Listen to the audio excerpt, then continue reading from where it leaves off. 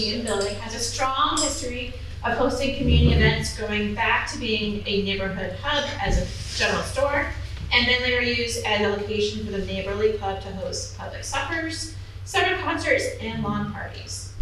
In addition to this evening's presentation, we are co-hosting with the library several events coming up. I'm going to refer you to their website to register, but on July 22nd, Brewing in New Hampshire, August 12th, New Hampshire Cemeteries and Gravestones, and September 23rd, Salem Witch Trials.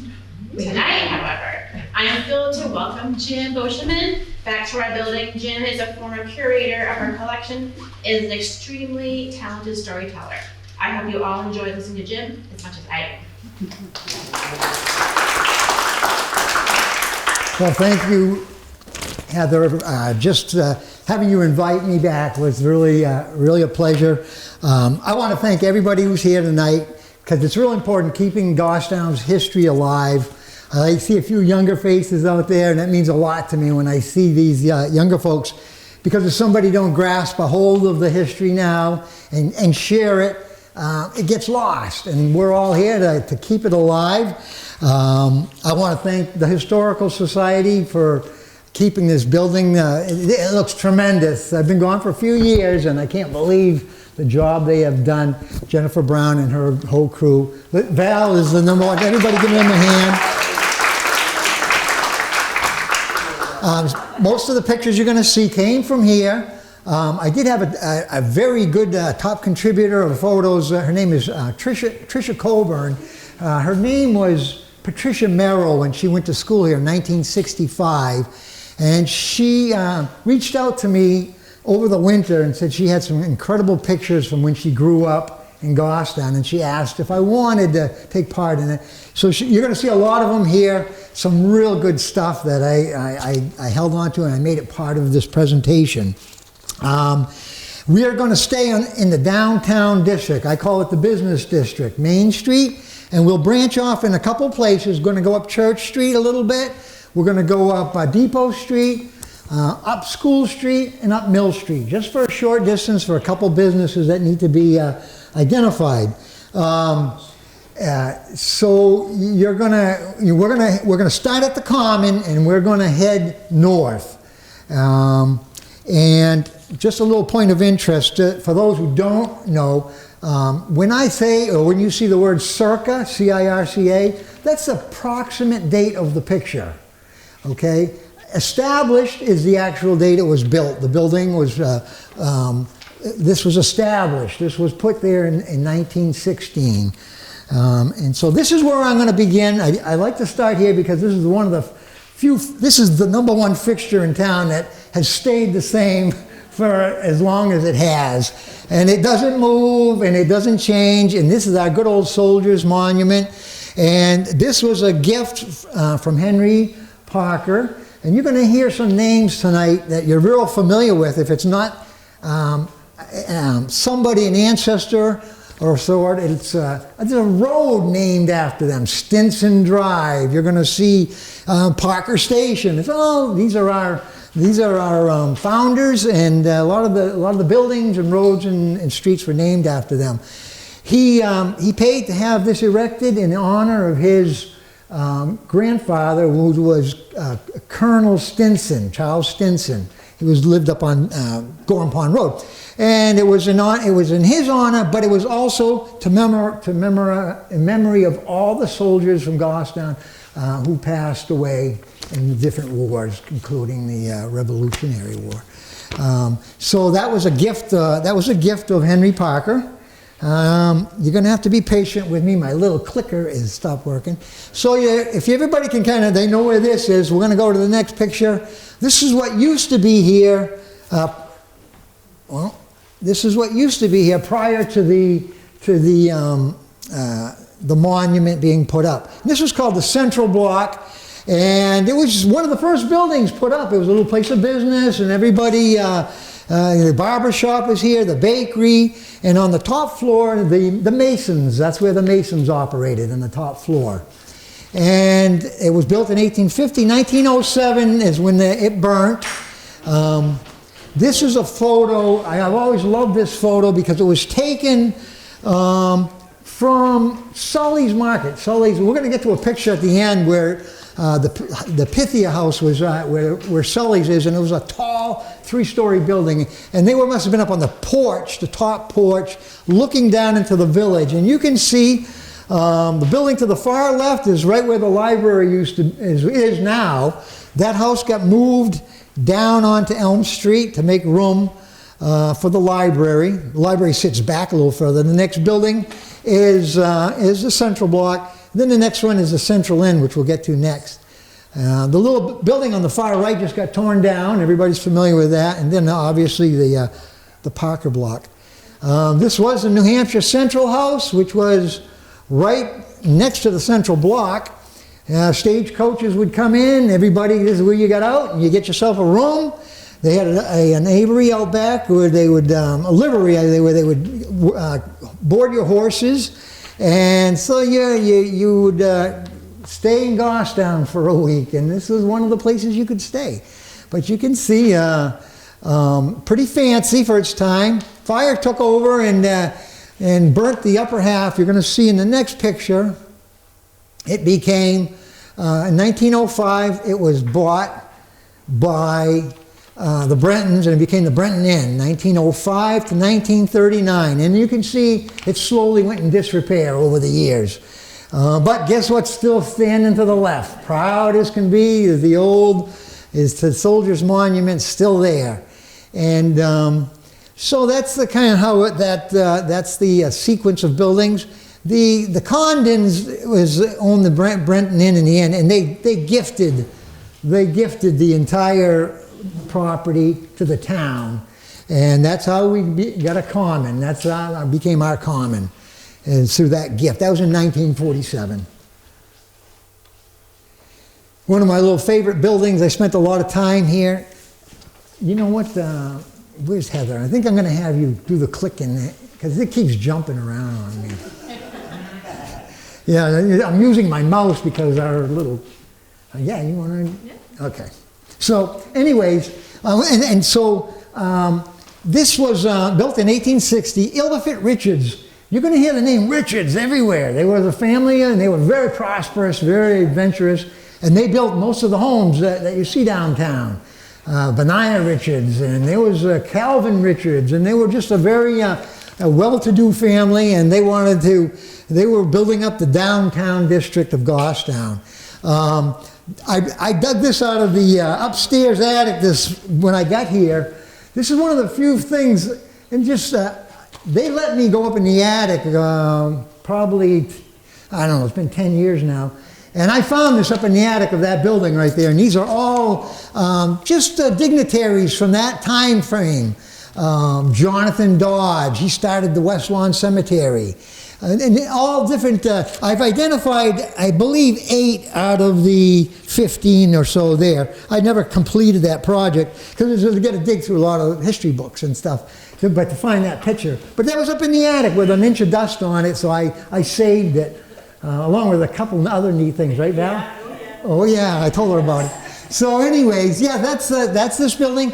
A lot of businesses operated here, including the Martel Insurance Agency.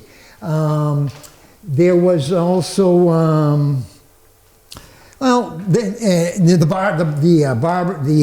laundromat was there for many years out back. But a real interesting fact about this house, if you ever get a chance to go in it, there's a hidden courtyard in the middle of that whole structure.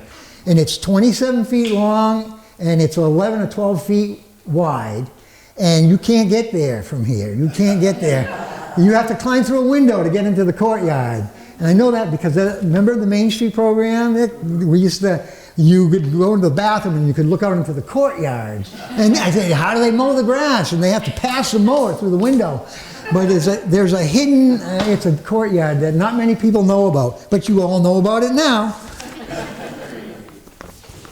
Okay, we'll go to the next one. Okay, a favorite, crowd favorite. This is Pierce's hitching post also. It's today's, oh, come on now. It jumped around. You got to go back down. No, you're going the wrong way. Yeah. Okay. And so, same angle, 1953. That's Dick Fletcher's car right there, and it's a 1943 Ford. It was a 1950. This picture was taken about 1952, 55. Yeah.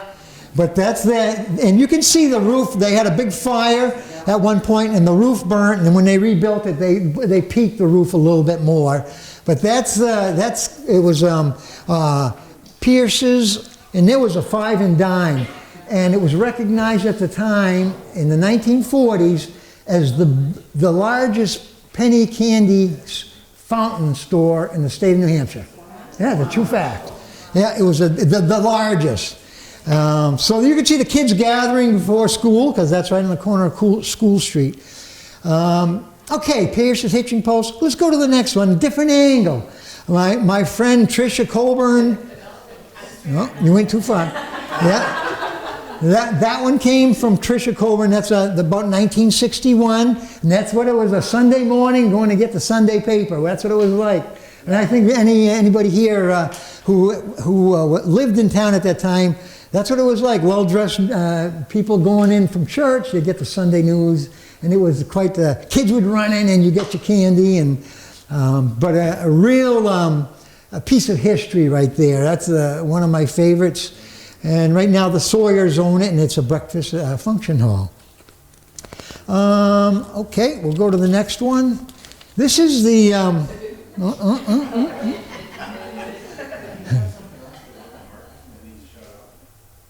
Did you have a different thing that you were going to use to run it? No, we never figured that out. It didn't work. Yeah, yeah. And so we're on to the, this is the Charles Barnard livery stable. Charles Barnard, Barnard's Playground. That's where it all came from. He gifted the land for a playground for the kids of Goffstown. But he was a very well-to-do man. He owned several businesses, and that livery stable, he had a lumber business.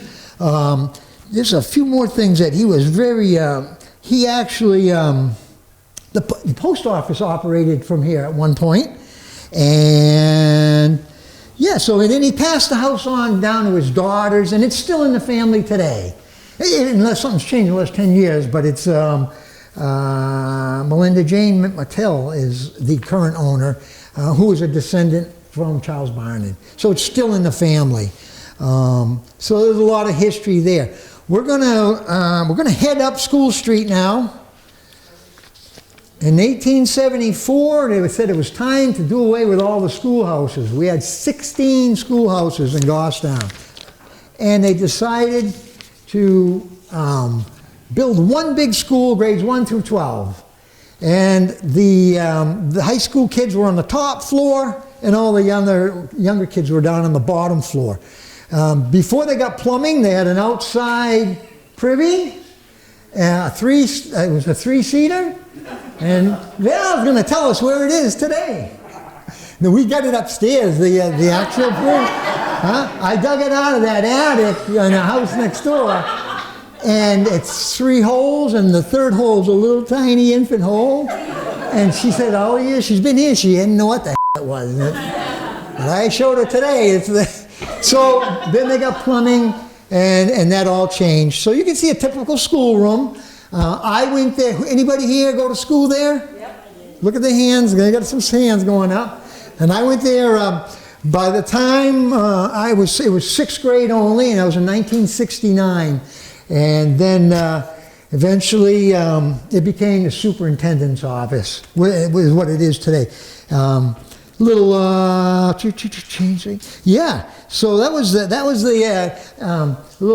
just a little note, and I don't want it to go any further than this room, but if you go there today, there's a little peace sign on the bottom of the chimney made out of white spray paint. I swear to God, I didn't know I'd be standing up here doing this someday, but I was out there, you know, I was probably 12, 13. I think I'll put a piece of, I put my initials too, but they have faded off. But the peace sign's still there. Can you imagine that? That 1969. But don't ever tell your kids about this. All right, let's do. Jim, the statute of limitations has run. Oh yeah, okay, statute of limitations. Yeah, I remember like it was yesterday. I think I'll put a peace sign here. Okay, now we're going to head down across the parking lot, and this is Goffstown's first high school. It was time to get those kids out of that white school. This was considered state-of-the-art when it was built. In 1924, it was grades 5 through 12. They put grades 1 through 4 over in the white building. And then in 1952-ish, they built the Maple Ave Elementary School. But at this point, it was just... those grades was, that's how it, and when they built it, would you believe back then, 1924, what do we need a cafeteria for? Kids brought a lunch or they went home. So no cafeteria, and guess what? No gymnasium. Sports were kind of like, nah, you know. So in 1947, let's put in a gymnasium and a cafeteria, and that's how it went all through our days. We had and a little, what they called the little theater, production area, which was the stage in the gymnasium. Interesting facts. I just thought, I got all the details. In 65, it was time to move on. They built the high school on Wallace Road, and so it slowly, it was just junior high, 7 and 8, and eventually. It just became abandoned because it was deteriorating so bad. And through different grants, the town was able to bring it back to life and make housing. And it's a beautiful, if you ever get a chance to go in there, do it. The tall ceilings, the tall windows, it's just the way it was when we went to school there. Yep. Okay, let's scoot down the road. We're going now down on a Mill Street. They're all pretty That's okay. I was doing the same thing. Now I can blame you. So here we have it. This was the Goffstown in our days. From 1956 to 1990, it was the Goffstown Cleaners. And I spoke yesterday with the daughter of the owners, Vanessa. And I got all the details, and I got a nice picture of them when they took it over in 1956. Prior to that, it was a dry clean. It was Pollard's Dry Cleaning Service, and that's and it's a real incredible story how Ken Burns. He worked there for the Pollards, and he loved it. And they said, "Well, go to school for it and learn how to do it, and you can own this someday." Well, after 6 months of schooling in Maryland, he got drafted to into the Korean War, and so while he was gone, his stepmother bought it for him, and it just sat there empty till he came home, and he took it in 1956 after he left the service, and he ran it all those years. So a lot of history there, and obviously the most important to the right, the grist mill.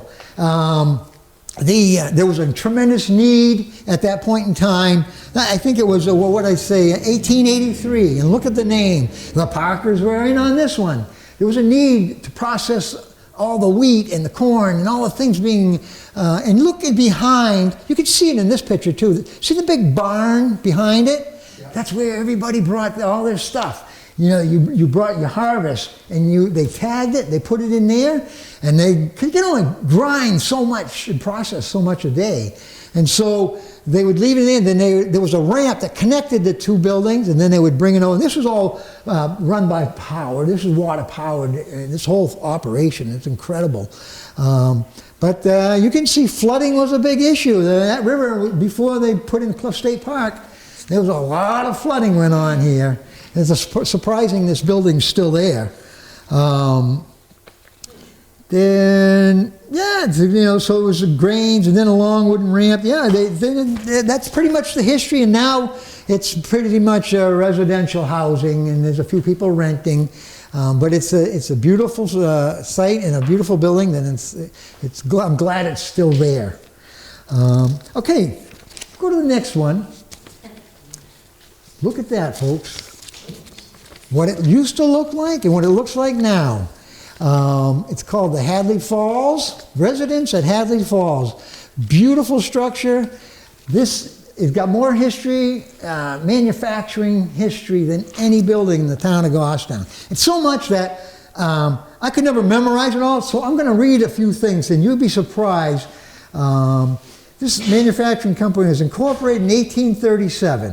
1846, it was occupied by Orrin Moore, and the production of sleighs and carriages happened here. In 1850, a larger building was erected, and the manufacturing of sash and blinds was conducted. In 1875, John Brugger of Manchester, a hosiery manufacturer, purchased all the interests of the Goffstown Manufacturing Company. After years of adding buildings and upgrading, he suffered financial difficulty. He was forced to sell. Guess who bought it? The entire factory and property soon passed into the hands of John and David Parker. They were the entrepreneurs of Goffstown. Also, Kendrick Kendall was a third partner in that. About 1900, it was sold to Francis Gordon of Merrimack for the manufacturing of bobbin spools. It was one of the only factories in New Hampshire that produced bobbins for yarn and stuff like that. The Hamilton brothers would eventually take over the operation. The plant would increase in size from time to time, becoming one of the largest of its kind by the 1940s. Can you imagine that? It was the largest of its 1943 to 1950. It became the Pilgrim Wool Company. We got a nice new postcard on that today. It would change to the Granite Board Manufacturing Company from the 1950 to 62. The Overhead Door Company from 62 to 80, and then Tables Unlimited for a few years after. All operations ceased by the mid-1980s, and the building became vacant, and then mostly partially due to the train stopped coming to Goffstown. And they were, you're making all these sash and blinds, doors and everything. You needed that train to move stuff out. So it's got a lot of history, and I was happy to see. I've been watching this since 2004, all the investors who have stepped forward, and it just never happened. And I know it's an inconvenience for a lot, with traffic and stuff, but at least it was saved. And let's go to the next one. I think I got another picture of, you can see on the left is the bobbin shop. Left is the bobbin shop, and on the right is the Pilgrim Wool Company. So you can see they all had their touch. It was a really, circa 1920. Okay, let's go to the next one. So now we're heading up Mill Street, and we're back up onto the corner of Mill and Main. And there's our old covered train bridge. So many people, the history read it was built in 1849 and started use in 1850. But it underwent complete reconstruction in 1901. It was compromised and it was failing, and it got completely rebuilt in 1901. And that lasted till 1976 when a fire of unknown origin set it off. And we've talked to everybody, and we've had all of the best of the best here, and nobody knows for sure what happened. But I do know one quick story.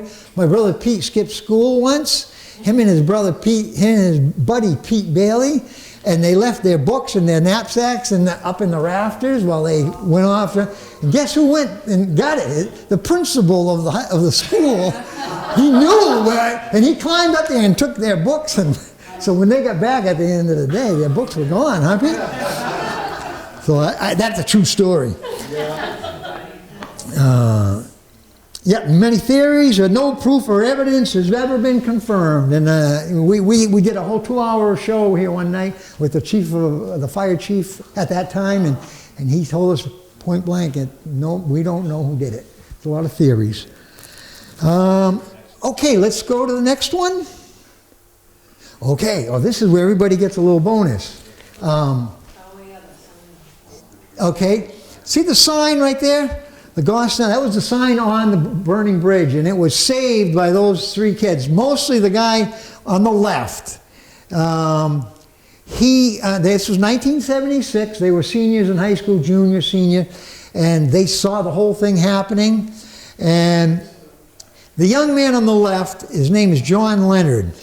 And if, could I get you guys to give everybody one of those? This is for you to take home. This is the John Leonard story. And I don't want you to read it tonight, but when you get home, I want you to read the story because it's incredible. He came back here as a grown man in 2004, and he told us the story of that day and how he saved the sign. And he brought his kids with him because he wanted to teach his kids something good can be done out of something bad. And he told the story of, and after I read the story, I went into the 200 photos we have of that day, and look what I found.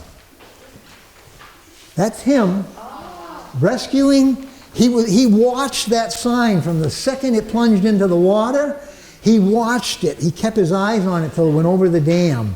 And then he spent hours retrieving it because he felt it would really look good in his bedroom.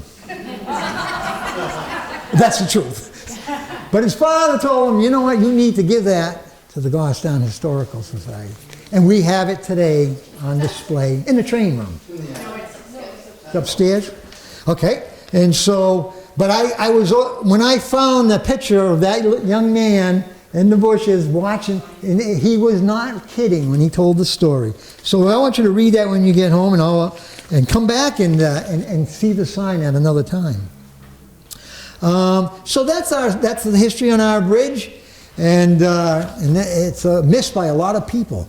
We move on now to the regular Main Street Bridge, which there were it's been 4 different bridges. 1766 was the first Main Street Bridge, washed out in floods. 1860, we had a beautiful wooden lattice bridge. You can see it there on the right. And that's dated 1897 on that bridge. And it had a covered rooftop for the walkway, the sidewalk. So even on rainy days, you could go walk across the bridge. So it really was spectacular. But guess what? 1900, hello, you want trolley service in Goffstown? We were elected to get trolley service in 1900, and the bridge wasn't strong enough. So Goffstown had to put in a steel bridge to accommodate the trolleys, the weight of the trolleys. There are pictures of that within this building, of the steel one. There's actually a picture of it being built. So it's a real incredible, the whole thing. Then in 1928, the bridge on the left was built. And it's had a few renovations through the years, not a whole lot, but the last major renovation, 2004, 2005, completely, all the pillars, everything redone. And so it's just like new again. And so it's really, hey, we couldn't go on without it in the town of Goffstown. That's pretty much the truth there. But it was designed by Daniel Luton. He was a well-known bridge designer at the time. Okay, we'll go to the next one. Now here's an interesting building. Yep, this is called, it was built by Charles Whipple, and he built it actually, let me just look at something right quick. Yeah, he built it for the H.E. Newell Company, which was a big drugstore, operation. And they ran the Newell drugstore there, and then they sold it to Otis Sumner in 1878. Right there, yeah. And it became the Otis Sumner Drugstore. And everybody went there for everything. Eventually had a market on one side and drugstore on the other, residential up above. A fun fact I'm going to share with you here tonight, and nobody else knows but you. You see how the extended porch comes out? When it was built, the foundation is underneath the porch also. Okay, so now, today, there's no porch. The foundation is underneath that sidewalk. So when you go in the basement here, you can literally go under the sidewalk and see the water drips down sometimes on rainy days. But that's a true story. I was down there and I saw it. So it's pretty interesting as far as the structure of the building. But through the years, who recognizes it the most for the Gordon Burns Insurance Agency? They were there 50 years until eventually new owners, and they moved across the street. But that's a well-recognized downtown building. All right, we're going to move to the next one. I thought the Lorette's, let's see, Lorraine's not here. That was her dad, her grandfather's business. She normally comes to these. I thought she'd be here. Lorraine, Russ's wife. Anyways, they were, but that's today. That's the, what used to be the, how is now the, it's the design, the new design and interior design store. But that's what it was back in 1873, the Davis and Martin Meat Market. They were located on Church Street, but they moved here for more exposure. And but that building has always been known and recognized because of its low profile. Next time you go by, it's the only building that's so low, and it's a flat roof, or it's got a little taper to it. We're going to get to the only flat roof building coming up, but this is that was the Davis and Martin Meat Market. We can go to the next one. I'm going to show you, and you're more familiar with this. House Pharmacy, everybody remembers that. Same building, a little different facade, but before House Pharmacy, it was the A.E. Patty Market. And take a look, okay, you look at House Pharmacy, take a look to the right of the A.E. Patty, and you see that big old house there? Not many people realize that filled that whole parking lot. That was Willie's Grain and Feed Store. And this is we have a nice postcard of that up close of Willie's Grain and Feed Store. And so not many people have seen that, but over time, deterioration, and it got taken out. And but as far as the House Pharmacy, that was there the longest was House Pharmacy, and Mike ran that. Okay, we can jump to the next one. This is I have the most fun with this one because it's got so much went on here. This goes back to so right now it's the Allstate, it's Deb Schab, it's the insurance company, but back into the 30s there was a mobile station. And we have pictures of one of the big floods undermined the fuel tanks and everything. So that's the mobile. We'll flick it one more, and you'll see another one right here. Richfield Service Station on the left, and then the Saucony, another. That was mobile also, Saucony, a different company, and they came in from 60 to 65. And then what happened in 1966? Who remembers that? Look at Pete remembers. 1.5 years they were here, and it was the Yanks Restaurant and Canteen. And she's still alive today. She lives in Florida, and I talked to her recently. And I said, "What made you close the door?" She says, "We were getting calls in the middle of the night from the police that our jukebox was on." The jukebox kept coming on, and it was like, they never quit. And I said, and between that and the kids raising hell around there at night. But they had a canteen service, lunch trucks, and so they would back the lunch trucks in, they made all the food inside, into the lunch trucks, off they'd go, and then they ran a little restaurant. And if we could blow it up, this picture is on Facebook, I put it on one of the group sites, but you blow it up, and that's Mr. K. Knesny at the window. And yeah, and so it's really, Duncan Simons is in there for those who know him. So there's some familiar faces. The Auntie Boys are in there, and so it's pretty neat, yeah. That would have been, that was one of the gifts from Tricia Colburn, and she sent me this one. So all those pictures she sent me. All right, we'll go to the next one. Here we have, established in 1869, today's Putnam's Restaurant. Beautiful job they did with that, but you can tell by all the peaks and valleys on that roof. It's the same building. People have commented to me, they remember walking on the cement wall, balancing, so there was a lot of fun there. This was owned, in the Shell Station, owned and operated by the Fletcher family.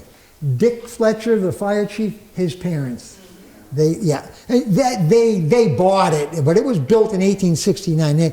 I'm not sure what year they bought it, but they were there for a long time, and all the grandkids, everybody remembers spending time there. And then it became, after they left, it was Vignola's Pizza, and it was recognized for years as, Vignola's. So it's got some real great history there. Now you can see to the right of Putnam's. It's now that's the Gordon Burns Insurance Company now, but that was a laundromat. That was a dentist. Yeah, so it's had a few different, but it's Magnola's had been across the street before it was there, right? Well, that's what I've been told. I don't remember it being across the street. When I came to town, Magnola's. Yeah, 1981, 82, Magnola's. Okay. And then when he moved out, I think. Yeah. Moved in. Because that whole, can we go back a picture? Most everybody here probably remembers this being Cumberland Farms. Cumberland Farms, and then to the left was Atomic Pizza. And that would have been the early 70s, Atomic House of Pizza. And then somewhere near the Vignolas, but I don't recall that. But that's what was there prior, and it was Cumberland Farms for a long time until they moved where they are now. Yeah. Okay, let's jump right back to the next one after this. This is one of my favorite photos. This is called the Smith Block. Joe Smith was a local contractor in town. He owned this building for years. And this building, now when I say this building, there's two buildings there. We're talking about the only flat roof building in town right there. That was the Smith Block. My nephew Joe Boschman owns it now. And it's become just what it always was. Housing up above and in the back, apartments, and then storefronts. And someday, if you come here, there's a list. We have a list. There'll be 45 businesses have been in there over the years, But that's recent, and now you can see that was what it was like in '51. I've zoomed in on a few of these windows. You can zoom in. I see people in the window. Yeah. Sometimes they're drinking beer. But let's go to the next one. Huh? Who remembers this? Who got their hair cut here? That's Henry Hunter's Barbershop. Not sure if that's one of the Bazinet brothers, but the Bazinets took it over. They worked there for years with Henry, and then they took it over.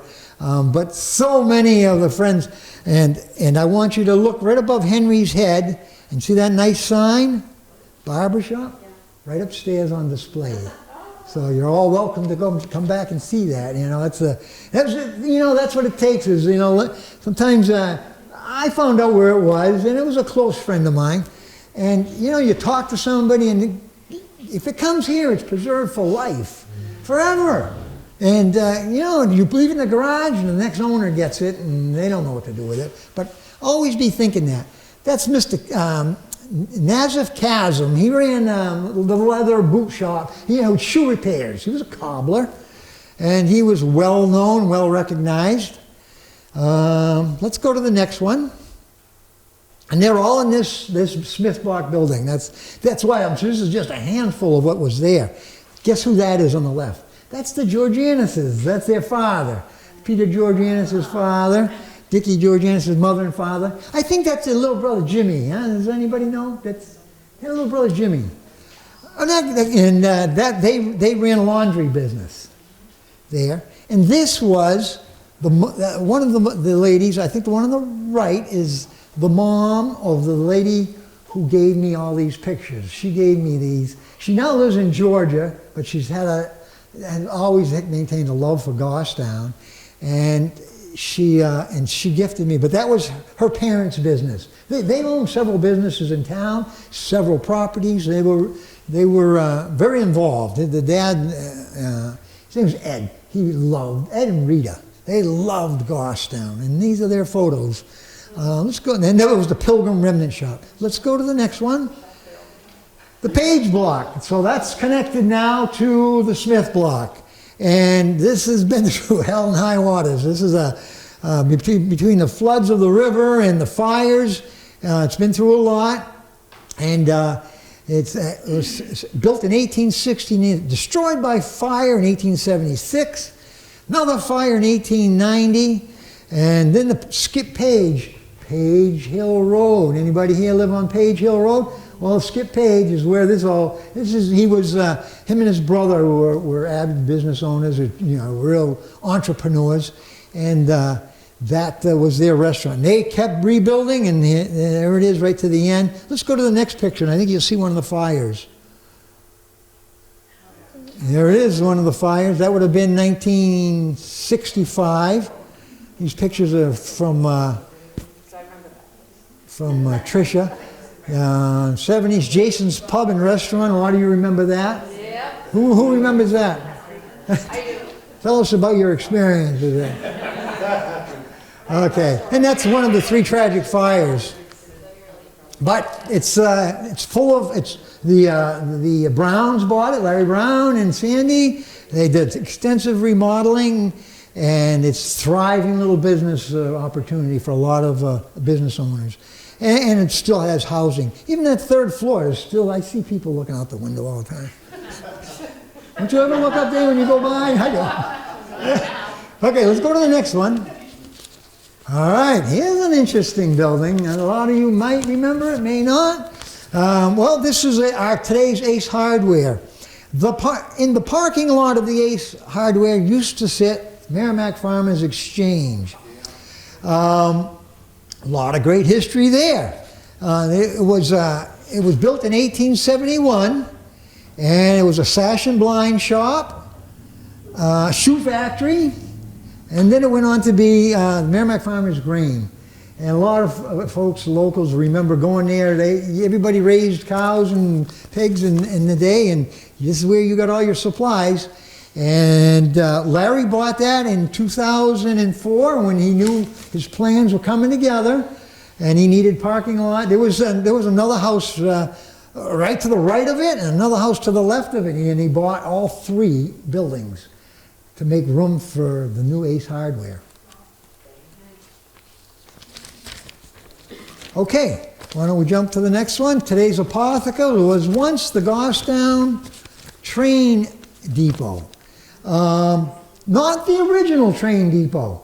The little building behind there, where it used to be Goffstown Auto Parts, that was the original train depot. When they built the trestle and all that, and the trains came, 1850. Then there was time to, all the train stations were looking alike. They built them all the same. They pushed it back where it is today, the old Goffstown Auto Parts building. And that was the train depot at the time. There's the building to the left in the back where Larry Brown keeps all his grain and hay. That was the coal storage barn for the New Hampshire Central Railroad. They built that to store coal. So, but Larry owns that now too, and that's the train station. Why don't we see if anything will become okay.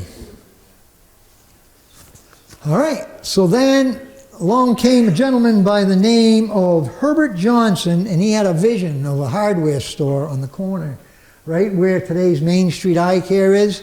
And he bought the depot from the B&M Railroad at that time, and he built, that's a cinder block building, and he connected it to the train. The train depot, believe it or not, was more in the middle of the road down there. It wasn't where it is now. He moved it 30 feet, so it nudged up against his block building. And he created Johnson's Hardware, and then he sold it to Barney Morgridge. Remember that name, Pete? Yeah. Barney Morgridge bought it. And then Jack Barton's father, Carl Barton, bought it. And he sold it to Bob Brown, Larry's father. And so it went through different hands, and then in 1984, Larry ended up with the building and just bulging at the seams. It was time to move on, and that's when the whole Ace Hardware came into existence. In the depot, do you remember, Jim, that was the paint department for a while? Yes. And there was a little train that he had. Yeah. Ceiling. Ran around, yeah. And it was to get you to bring your kids in to see the train, Yeah. pick up some paint while you were there. Yeah, Larry, not going around, you know. He didn't care about that train. Okay, then we, okay, so now it's a Main Street. Yeah, so I gave you the rundown, and that's how it all became. So now we're going to move to the next one. And this was called, this was the original location. The original location of Marshall's Golf before it moved across the street, which you'll see in the next caption. But you can see, look at the building. I mean, what people didn't realize, this was not just a repair station. This was this is car sales. He had 20 cars. This building is long. He had 20 cars, a showroom floor with 20 new and used cars he sold. And that would be right where you're seeing the two garage doors on the left. You see a third door way on the right, and that was the Pacific Tea Company. And that's where they sold tea. It was Pacific Tea Company, but in bulk. I mean, it was not you could probably buy a couple of tea bags, but they were commercial, for the Pacific Tea Company. So they operated there. And then over the years, we've all seen the veterinary clinic. We've seen Rhonda's Pizza come and go. So there's been a lot of different businesses. But so I reached a point, and by the way, when I say you see the Marshalls is Charles Barnard's daughter. So he helped her get established. His entrepreneurship moved on. Let's see where she went next. Go ahead. She moved across the street, and they in 1945 they wanted a bigger place to work on the vehicles. This is today's Brown Graphics, Jennifer Brown's location, for all those who aren't familiar. And they had to literally move that entire building back 12 feet to make room for the tanks. They had pumps out front, and there was not enough room without going into the street. So they had to move the entire house back 12 feet and put the tanks in and the pumps. But they were very successful, and they had a gentleman named Paul Bailey that worked for them. And as they got older and they reached a point they wanted to sell, they sold it to Paul Bailey, and it became Bailey's Golf. And then I think Bill Hodgson bought it for a little bit, and then Jen's dad, Bill Brown, he was there probably the longest. And everybody loved Bill, and that's where everybody went, right there. And Hummer Nault was his haste mechanic. And so there's a lot of good history in that building. And it was actually, I forgot to mention, originally built by Benaiah Richards. That name again, Benaiah Richards. His brother Calvin built the trestle. So they were all within a few years apart. Let's go take a look at the trestle. I think that's next. Yeah, that's the trestle. And that was built by Calvin Richards in 1828. And the next time you're in there, folks, I want you to, I wish I had my little pointer. This was added on from here over, 12 feet, was added on later after, years. And when you go inside there, look up and you'll see the beams, you'll see all the structures were put in place to add 12 more feet and go bug your brother next door. Which is about what it did. He got closer to his brother. I don't even know if they were brothers, but they had the same last name. But that brought that building closer, because it was a much smaller building. But that was Calvin Richards, and you probably all remember going to have your teeth worked on in the upstairs of this building.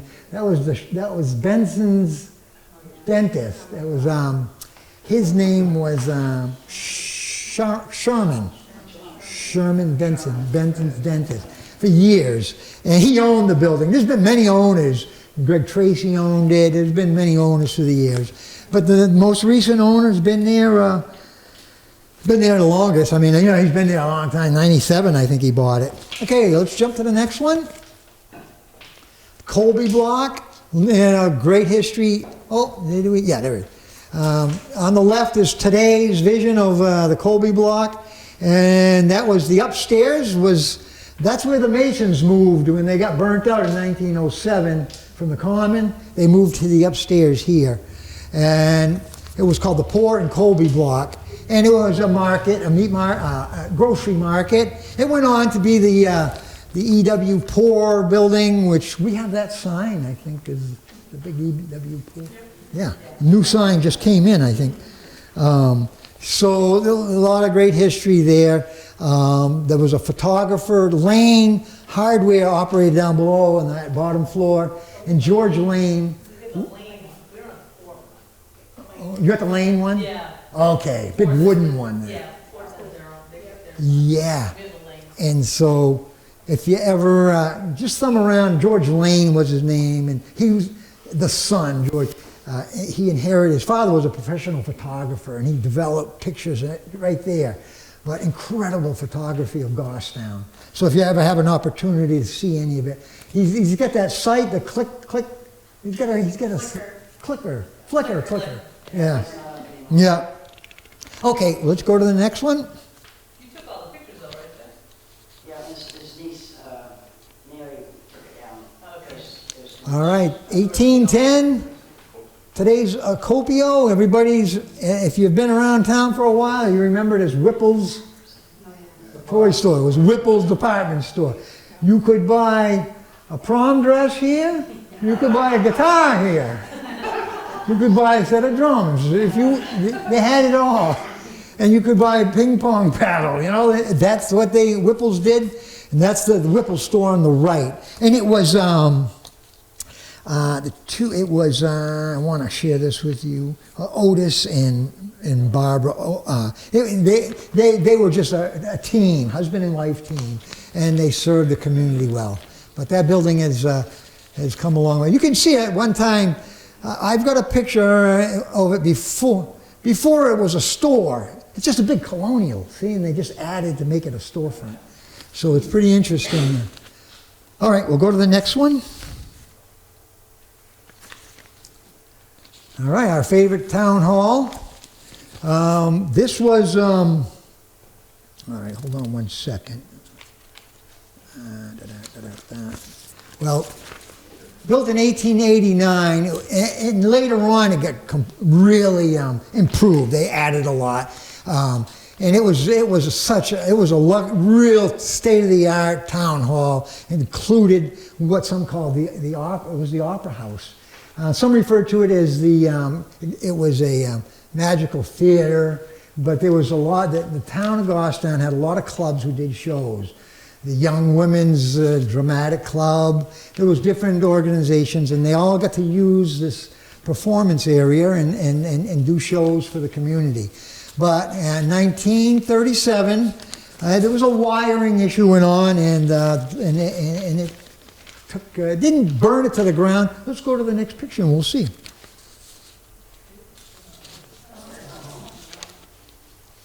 Yeah, you can see. Yeah, there's the fire, and that's looking at it from over on Depot Street. Looking at it from Depot Street. And then, so, happened in 37, and because of, they say the war and just money was tight. They couldn't rebuild the town hall for 10 years. And so in 1947, Mildred Stark gave the town $267,000 and said, build a town hall. And she said, and they did. And it was, and then they didn't finish it. It took a few years to finish it, and then the Parkers bought the clock that's there today. That was a gift from the Parker family. So the town hall is seen a lot. Go one more click and see. Oh, okay, this is called the Austin House, which is right next to the town hall. And that's been in the, oh boy, Lamson. It's been in the Lamson family for 100 years. Percy Lamson, And then the son, and then now the other son, the grandson, Tom Lamson, owns it. And it's an apartment building. And you can see it's quite a few apartments there. At one time, that back section was a barn, and they converted that all into apartments. But you can see that's a 1950s picture of what it was like then, and it's kind of hasn't changed much. You can see the roof still hadn't been built on the town hall yet over there. Yeah. Okay, we can go to the next one. This was Goffstown's first congregational church on the left. And it was built in 1816.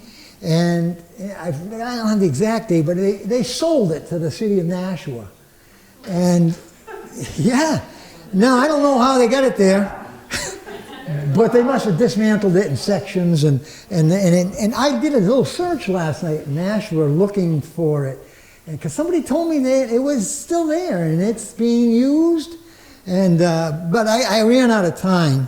But that was it. And then the new church in 1845, pretty much what you see today is on the right. But it's been an incredible church. Let me see here, $2,500 to build that church on the right.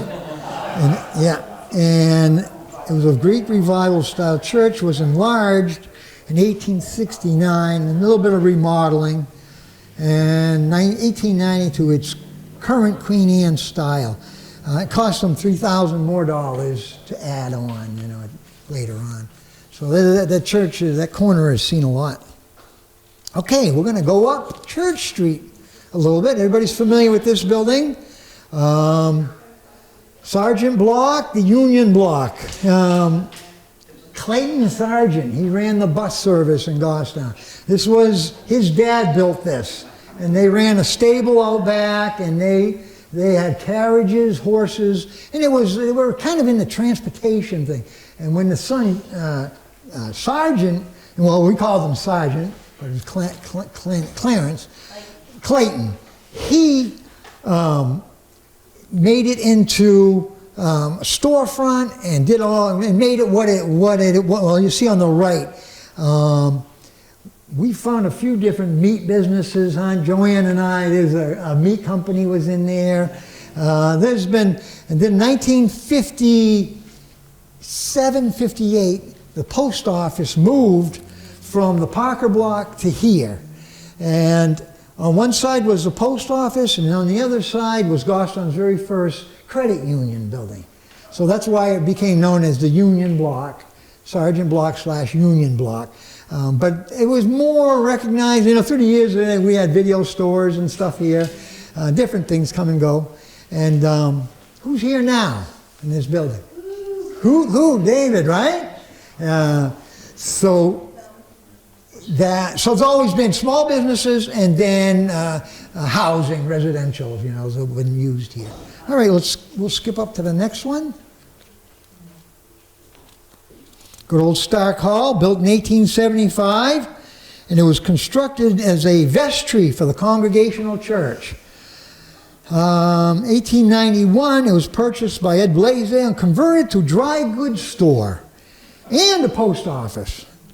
In 1917, it was sold to the Uncanonic Grange 40, Uncanonic Grange, and they held many musicals and variety shows here. The Grange sold it to the church in 1967, and the church still owns it today and uses it for classroom space and function hall. So it's been around a long time. It's got a lot of history there. I've seen pictures of it, it got flooded once, with pipes burst, and it's been through a lot, but it's still here. We'll go up the street a little further. Our good old fire department. Today's fire department, built in 2017. Original fire department, 1885. You can see not much difference. They went up a little higher, huh? Still got the 2 stalls, but this has got a lot of upstairs for the firemen. Everything they stay there. But it's all state of the art. But that's the first fire station, 1885. And we'll go one more to I think the 30s. It changed a little bit. So, that's 1938. And then 1962. I think most of us remember 62 the most. But that was a combination fire department, police department. My brother spent a lot of time there.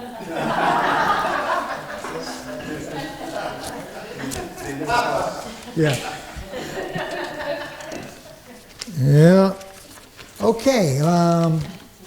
Next we got today Citizens Bank was once the location of the Kendall Hadley Sash and Blind, Goffstown's biggest employer. They had, at one time, 75 employers. And they worked real closely with the fire department, and they had an understanding if the bell went off, there was a fire, you could leave your post at the Sash and Blind, and you go help at the fire department. And that's how they operated. That picture there, well, that was the tail end of things, 1982. It was in pretty much, it was in disarray.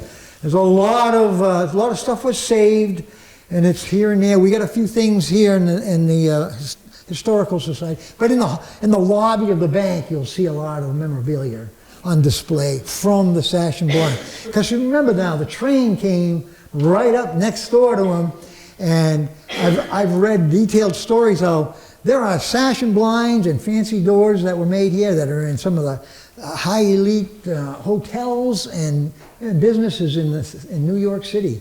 You know, they were built here. They were real craftsmen. Let's go to the next and see some of the workers. Yeah, that was a typical day, at the workshop, and everybody was on lunch break. They had this wooden cabinet that held molding knives for their work, and that mold. And every time something happened in town, whether it was good or bad, marriage or death, they wrote it down in that cabinet, the date it happened and who it happened to, and that was sort of like a logging history book. And you know where that is today? Right upstairs. And you can go up there, and I can tell you, when Curtis Willard Schricker married Sarah Schricker, in 1931, it's written right on it. It's incredible, this stuff. And the deaths too, drownings and hit by lightning. It all went in that cabinet. Okay, we're going to head back down Depot Street. We're going around the corner. We're back on Main Street, coming down the stretch. This is the Carr House, Congregational Church Parish House. It was built in 1858. I think, at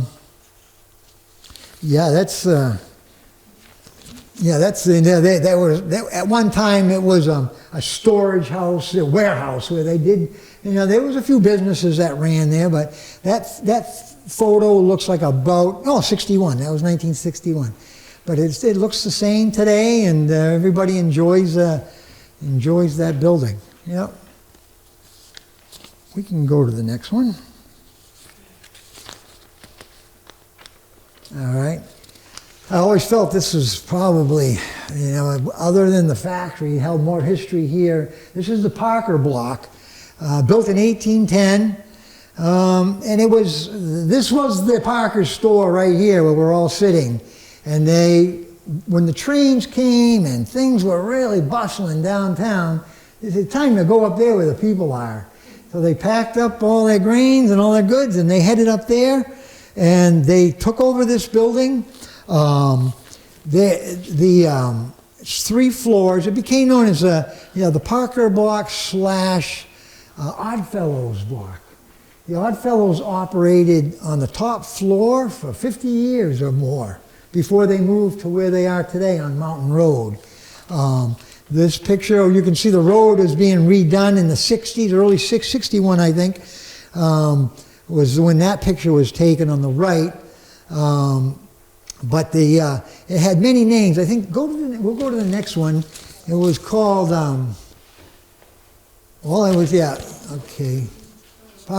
Parker Brothers, the Parker Goods, and there was like 4 or 5 different names, the Parkers. As the years went on, the older Parkers retired, and the younger ones took over, and they would partner with a cousin, and the name would change.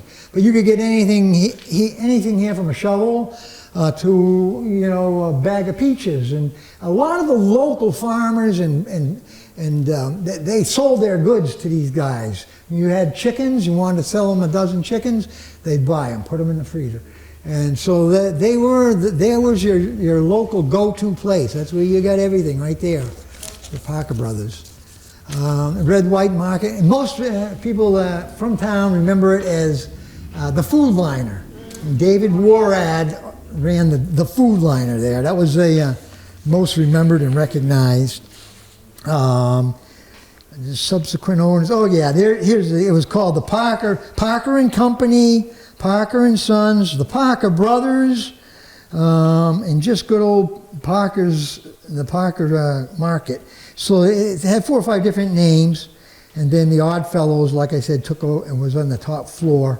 And yeah, so it's still there today, and hopefully it stays for years to come. But I always like with the carriages, you can see from one extreme to the other. The photo on the right, that's when the post office was there, and the red and white market was on the right. But it was a clothing store, it was a sports, bait shop. There was a number of businesses that were in there. Okay, we'll go to the next one. All right, this is Knights of Pythia, which is where Sully's is today. And this was, they helped needy people, families that were in need. They provided housing. So it was like a non-profit. And you can see, three floors up. That picture we showed you in the beginning, I believe, was taken from that upstairs window of the Common. You can tell he was up high looking down. And in 1957, it burnt. There was electrical fire, and it burnt, not to the ground, but it was in disrepair. And good old Elmer Nickerson purchased the building as is, and he built a cinder block, one-story building, as you see today, Sully's Market. And it was Nickerson's Market at the time, and that was, like I said, 1957. And it wasn't long, and he sold to Champagne's.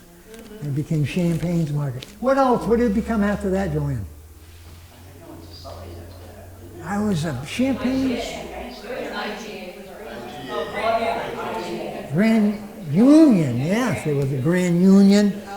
And then Sully's came along, and yeah. Hold on one second. Jim, the popcorn stand? Yes, the popcorn stand's in that picture, you can see. Yeah.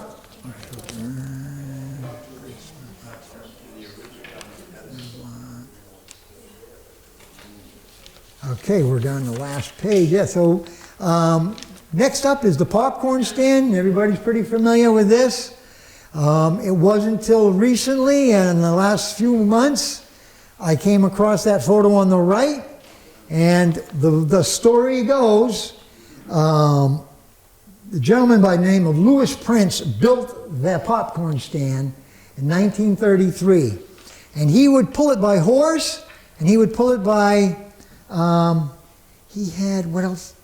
A little truck, he would pull it, and he would go to the Shirley Station, which was the bottom of Wallace Road. That's where the train and the trolleys all met at the Shirley Station. And he would sell popcorn right there. And then he would, upon occasion, where this picture was taken, he would pull it up to Mountain Base Pond to where the base station was to take people up the incline. There was another base station. And there was a lot of foot traffic. People were vacationing there. It was a hot spot.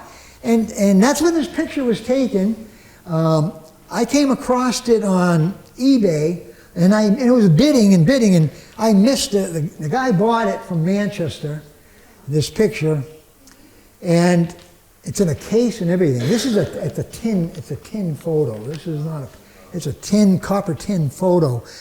And he got it, and I got a hold of the guy, and he lived in Manchester. And I said, that belongs right here. And I don't know who the hell you are. Well, he says, I collect these things. He does. Yeah. And he says, I couldn't pass this up, and the price kept going up, and he kept bidding. And so he finally paid more than he wanted to, but he had it. And I said, what's it going to take to get it right here? And he said, $50 more than what I paid. So I said, I'll do it, I'll buy it. And I went and bought it from him. I met him, and I met his collection, I saw his collection, and boy, this is a nice piece that he had, in great shape, and he knew all, we looked at the writing in the back, and it says, Summit Mountain Incline Station photo, and it says man pulling trolley, because it was built to look like a trolley. That's why and it had the wheels, and it was built to look like a trolley. And so anyways, that's when I said, I'll take it, and I bought it, and it's here. I gave it to Val today.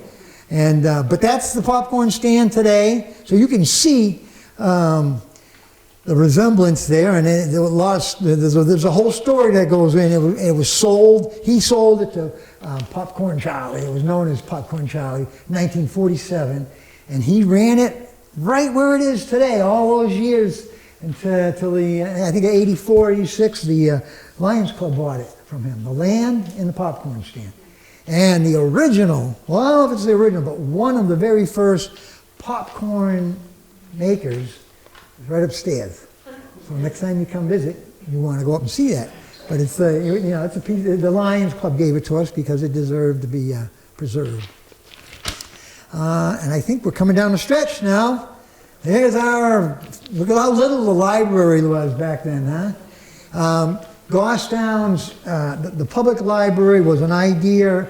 Originally, Lucy Rogers gave the town of Goffstown 150 books and said, start a library. And that, I don't have the exact year in that, but there was the little round house, the little round section of the town hall that's still preserved today in the back parking lot. There's a little round house. That was attached to the original town hall, and that was our library. And that's where the 150, 200 books were stored. But in 1909, Mr. Henry Parker said, take my house and put a library here. He gave the town the piece of property where the library is. The house was moved. Go one more. Do I have a picture of the house?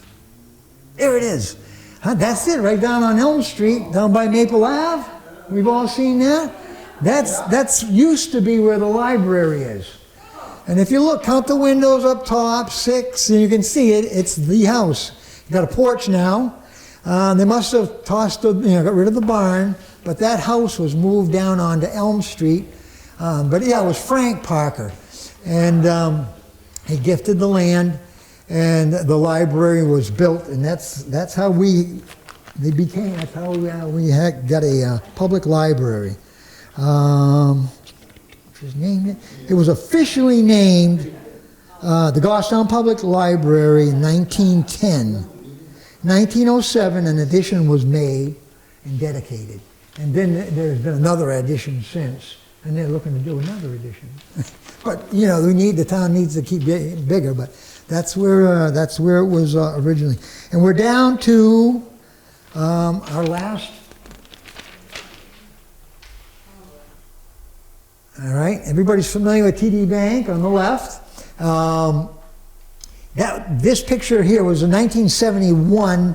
It was turned into a bank. It was the Amoskeag Bank then in 1971.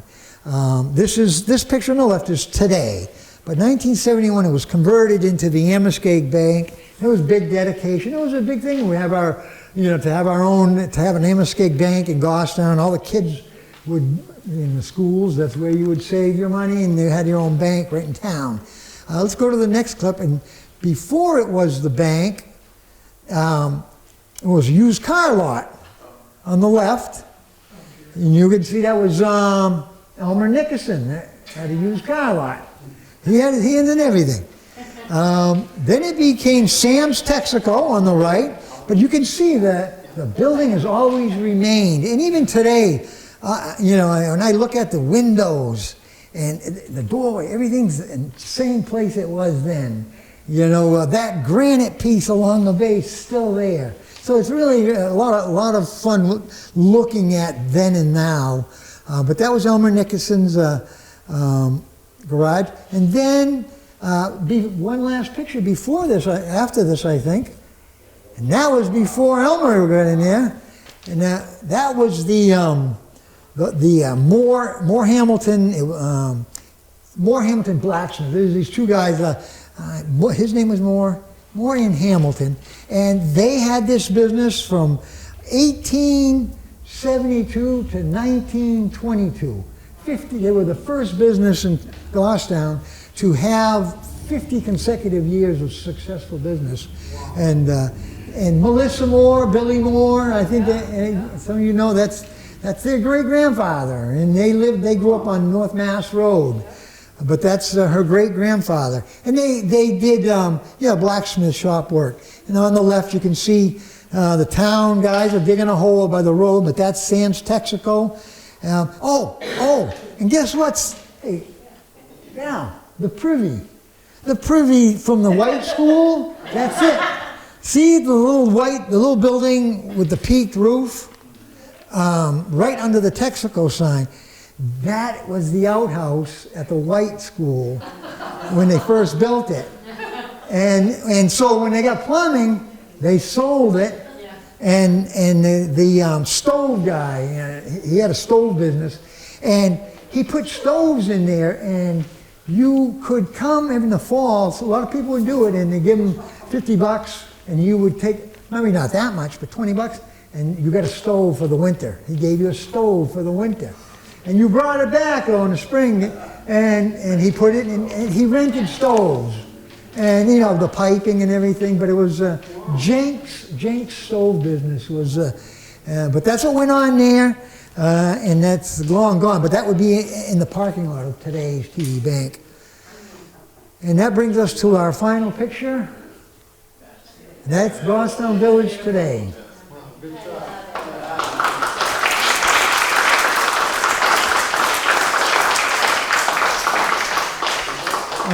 I'm not sure if we, let's see.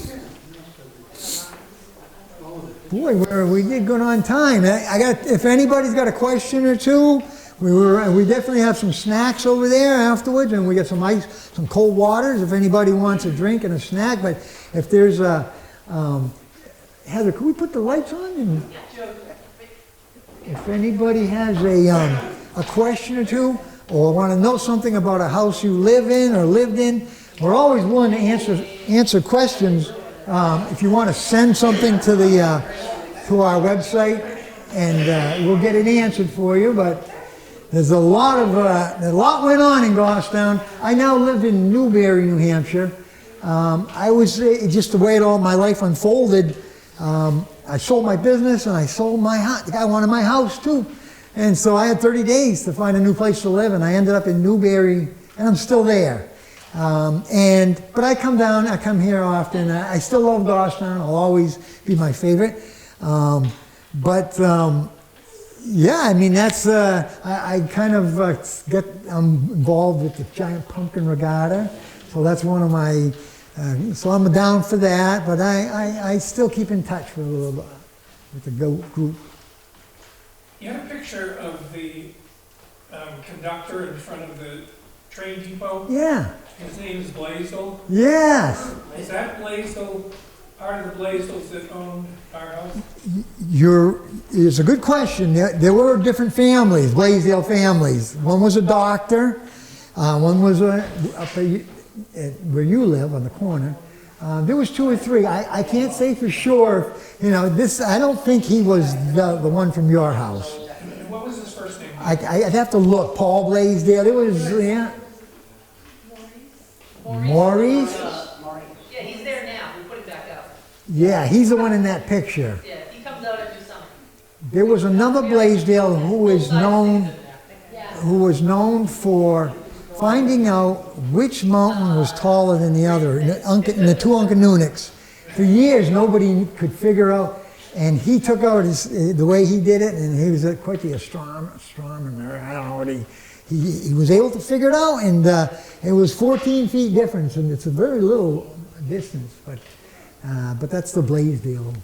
Yeah.